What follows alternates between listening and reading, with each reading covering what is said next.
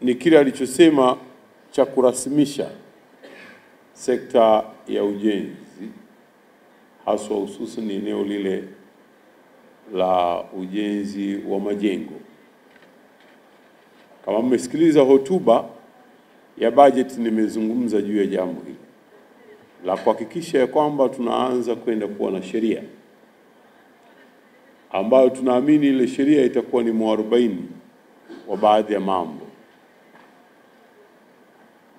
Na kwa hivyo baadhi ya hayo mambo itakuwa ni hii kwamba yeyote anaweza kuwa fundi na yeyote anaweza akasimamia na yeyote anaweza akafanya anavyoweza kufanya, na dakika ya mwisho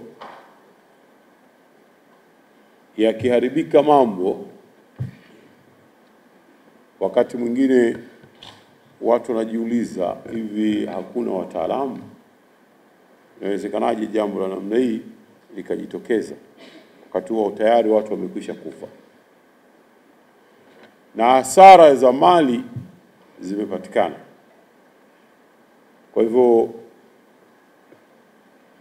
umesema kitu kizuri, na sisi tupo katika hatua ya kuhakikisha kwamba sheria ile ya majengo ambayo ndani yake italazimisha hoja ya namna hii ya matumizi na kuwapa kipaumbele wataalamu,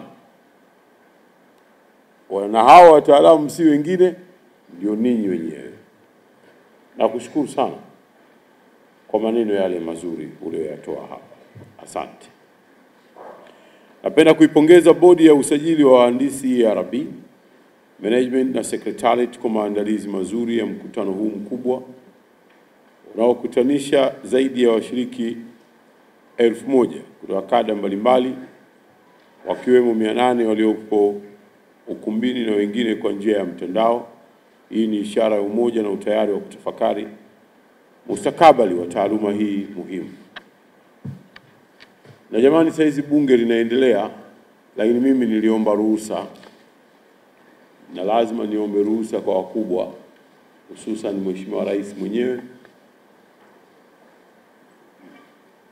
Lazima ajue niliko na nafanya nini. Kwa hivyo nimeaga kwamba ninakuja kuzungumza na wataalamu, mafundi sanifu